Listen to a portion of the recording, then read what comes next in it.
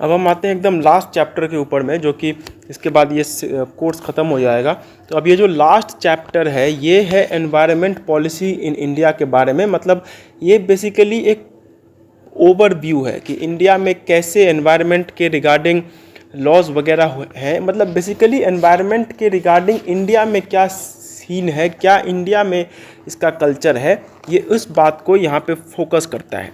तो बेसिकली अगर हम बात करते हैं तो ये जो हमारा चैप्टर है दैट इज़ मोर और less revision of the entire course. So अगर पहला क्वेश्चन की हम लोग बात कर, ठीक है पहला बाद में देखेंगे, पहले दूसरा ही देख लेते हैं। इसमें मेनली दो ही क्वेश्चन हैं। तो ये है कि explain how PIL has emerged as a weapon to redress the grievances of the people suffering from the hazardous effect of pollution on environment and ecology. Discuss the role of PIL in development of environmental jurisprudence in India.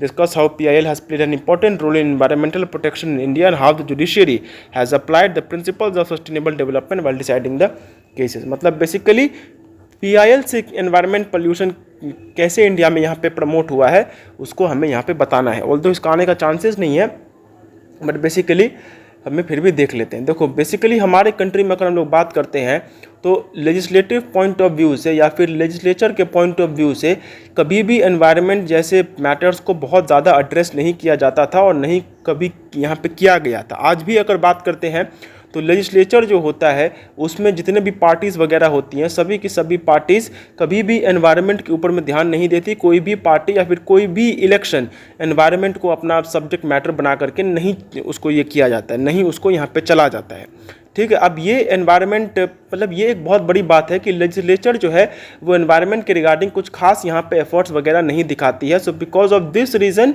ये बहुत ज़्यादा important हो जाता है कि दूसरे sources से environment के लिए जो एडवोकेसी है उसको यहाँ पे किया जाए। अब ये जो बात है ये हमारे देश में जो जुडिशियरी है हमारी उसने इस बात को बहुत ज़्यादा सपोर्ट किया है। लेजिस्लेचर से सपोर्ट नहीं मिलने के कारण हम ऐसा नहीं हुआ कि एनवायरनमेंट का जो मैटर था वो हमारे देश में इग्नोर कर दिया गया, जुडिशरी ने उसको बहुत ज़्यादा अपहेल्ड किया है। अब जुडिशरी ने जो यहाँ पे इसको अपहेल्ड किया है तो हम जानते हैं कि जुडिशरी खुद से कुछ मैटर को यहाँ पे नहीं एंटरटेन करती है। वहाँ पे जो मतलब तुमको जुडिशरी के पास में जाना पड़ता है, यहाँ पे केस लॉ को ले करके अपने केस को ले करके जाना पड़ता है, तब तुमको यहाँ पे रेमेडी मिलता है। तो वही यहाँ पे भी हुआ है और ये हुआ है in the form of PIL। अब जिनको PIL के बारे में नहीं पता है मैं बता देता हूँ कि PIL क्या होता है।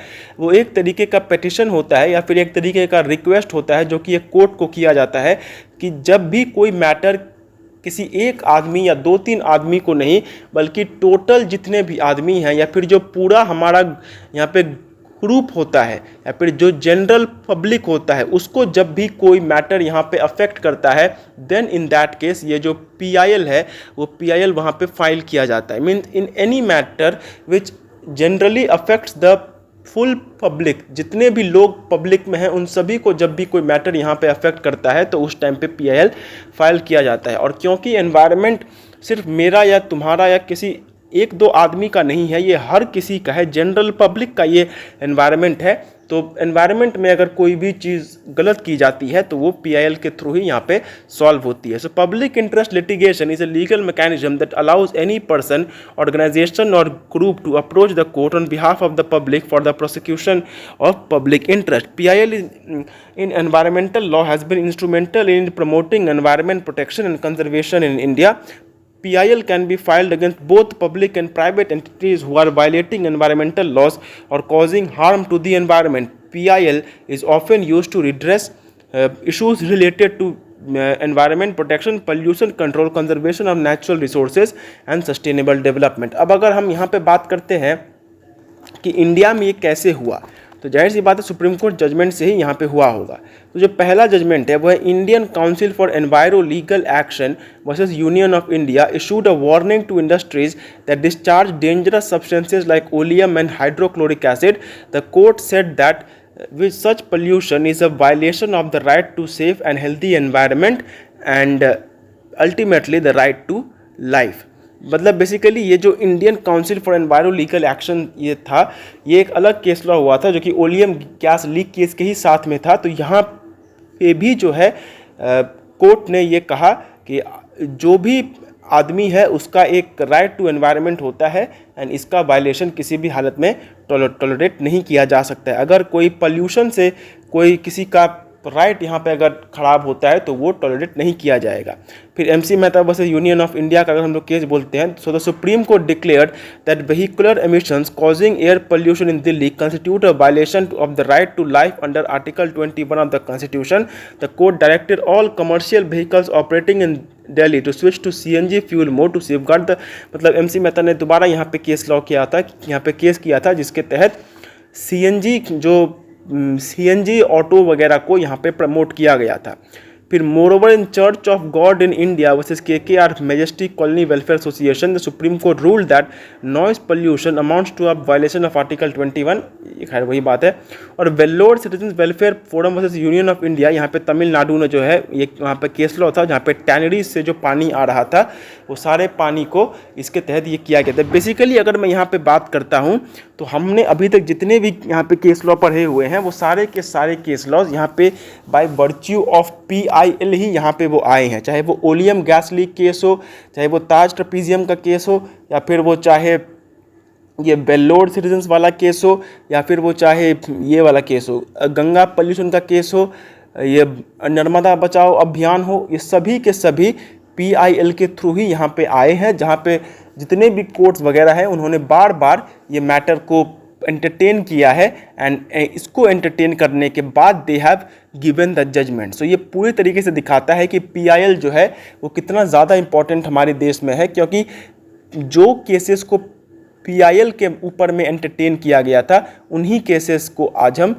एक ये कहते हैं, we call those cases as क्या बोलते हैं उसको, लीडिंग केस लॉज, या फिर जिनको हम लोग ये कहते हैं उसको क्या तो बोला जाता है उसको, खैर जो भी है, एक लीडिंग केस लॉ या फिर एक लीडिंग जजमेंट, ये उन सभी केसेस के मतलब जिन जिन केसेस को हम लोग यहाँ पे बोलते हैं उनमें से मैक्सिमम केसेस PIL के ही बिहाफ पे यहाँ पे दिए गए थे। ठीक है, तो इस तरीके से जो PIL है यहाँ पे जो उसने लैंडमार्क जजमेंट्स जो यहाँ पे दिया हुआ है उससे जो PIL है उसका हम लोग यहाँ पे इम्पोर्टेंस देखते हैं। अब लास्ट जो हमारा इसमें से है वो है discuss briefly the environmental policy in India and it's efficacy in present context, मतलब इंडिया में क्या यहाँ पे एनवायरमेंटल पॉलिसी है। अब ये क्वेश्चन एक बहुत ही ज़्यादा क्या बोलते हैं ऐसे टाइप क्वेश्चन है, बहुत लेंथी क्वेश्चन है, इसको अगर ये आए तो उसको लिखने की ज़रूरत नहीं है। अब अगर बात करते हैं कि इंडिया में क्या है, तो इंडिया में कॉन्स्टिट्यूशन से लेकर के जनरल लॉज हैं, फिर उसके साथ साथ अलग अलग जुडिशियल इंटरप्रिटेशंस भी यहाँ पे हुए हैं।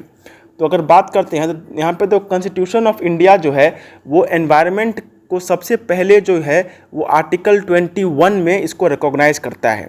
आर्टिकल 21 में राइट टू लाइफ स्टेटेड है, एंड बार बार ये अलग अलग जजमेंट्स में ये आया है कि आर्टिकल 21 के अंदर में जो right to life and personal liberty की यहाँ पे बात की जा रही है उसमें राइट टू फ्री एनवायरनमेंट भी ज़रूर से यहाँ पे आ रहा है।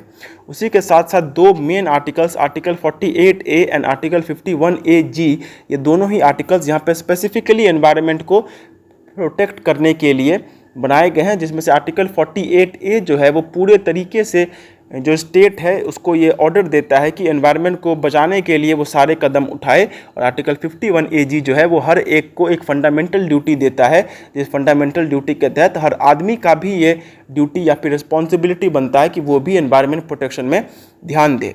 Now in the directive principles of state policy, करिए तो वही यहाँ पे बात बोल दिया गया।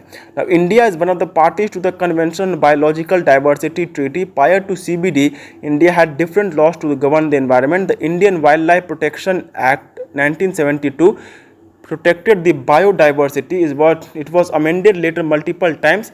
खैर इसे उतना ज़्यादा हमें यहाँ पे देखने की ज़रूरत नहीं है।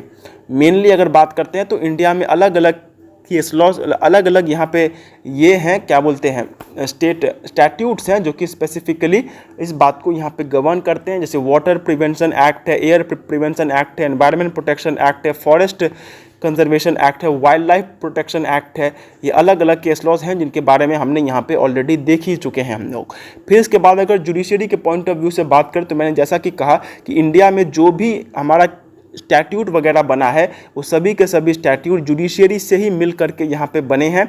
जुडिशियरी को ही यहाँ पे वो लोग अपना बेस बना करके बने हैं। जुडिशियल एक्टिविज़म ही सबसे, मैं अगर कहूँ तो सबसे बड़ा फैक्टर है हमारे देश में जिसने कि एनवायरनमेंट को यहाँ पे उठा करके रखा हुआ है। एंड इसका अलग अलग एग्जाम्पल हम लोग बार बार देख चुके हैं कि ताज ट्रपीजियम केस, नर्मदा बचाओ केस, फिर गंगा का, फिर उसके बाद ये सारी जो लॉर्ड सिटीजन्स वाला जो केस था, फिर इसके बाद ये कौन सा है वो केस लॉ अभी देखे हम लोगों ने, फिर Indian Council for Enviro legal, ये ओलियम गैस लीक केस, ये अलग अलग केस लॉज हैं जो कि पूरे तरीके से यहाँ पे हमें ये बात बताते हैं। ठीक है, अब इससे ज़्यादा और इसमें कुछ लिखने जैसा है नहीं कि ये लिखा जाए। ये आंसर को थोड़ा सा यहाँ पे और रीस्ट्रक्चर, इसको और यहाँ पे रिवाइज किया जाएगा। बट ऑल टुगेदर अगर मैं बात करूँ तो अगर इंडिया में अगर हम लोग बात करते हैं तो जुडिशियल और लेजिस्लेचर ये दोनों ही जगह से अच्छा खासा अब हम लोगों के पास एनवायरनमेंट के रिगार्डिंग है। बट स्टिल अगर हम बात करते हैं तो it is not that much efficient जितना कि एनवायरनमेंट के लिए ज़रूरी है। आज भी बहुत ज़्यादा जो है एनवायरनमेंट के ऊपर में ध्यान देने की ज़रूरत है, क्योंकि अगर हम लोग दे रहे होते तो ये जो हीट वेव हर साल हमारे देश में आता है ये नहीं आ रहा होता। तो ऑल्दो वी हैव अ, मतलब क्या बोलेंगे, बहुत ज़्यादा तो मैं स्ट्रॉन्ग नहीं बोलूँगा, but yes we have a very sound structure जो कि एनवायरनमेंट को डील यहाँ पे करता है। बट ये जो साउंड स्ट्रक्चर जो कि एनवायरनमेंट को यहाँ पे डील करता है that is something which is not that efficient जितना उसको यहाँ पे होना चाहिए था। एंड ये बात पूरे तरीके से यहाँ पे दिखाई देती है।